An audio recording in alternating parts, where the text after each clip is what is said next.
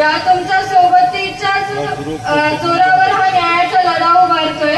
पण आज मी एक सांगू इच्छिते, ही घटना झाल्याच्या दिवशीपासून मनोज दादा हे त्या घटनेच्या दिवशीपासून आमच्या सोबत आहेत। त्यांनी या लढ्यामध्ये साथ दिली, पण त्यांची तब्येत ठीक नसताना ते एकही दिवस आराम न करता ते या लढ्यामध्ये सोबत आहेत। या लढ्यामध्ये ते आजही त्यांची तब्येत ठीक नसताना आलेत मंचावरती, पण त्यांचे हे उपकार समाज कधीच विसरणार नाही।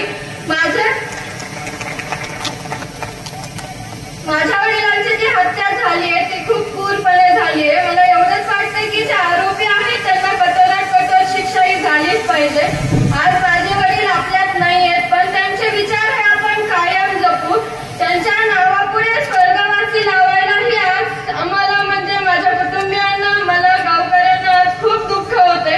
आम्हाला वाटतच नाहीये की हे आज आमच्यातून निघून गेलेत, पण हा खूप मोठी घटना आहे, ती सांगताही येत नाही आणि ते सांगता येत नाही।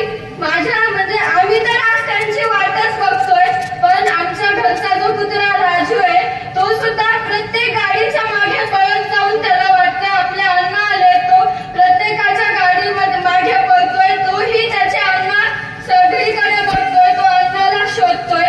आणि जरीही न्याय व्यवस्था आणि पोलीस प्रशासन माझ्या वडिलांना न्याय देण्यासाठी जर पद आणि सरकार यापुढे म्हणजे कमी पडत असेल, तरी आई तुझा भवानी मी तुला एवढंच सांगते की आता तूच माझ्या वडिलांना न्याय दे आणि या खुनामध्ये जे कोणी आरोपी असतील त्यांचा नरसंहार कर। या धाराशिव जिल्ह्यातून मी आई तुझा भवानीला एवढीच मागणी करते। धन्यवाद। अमर रहे, अमर रहे।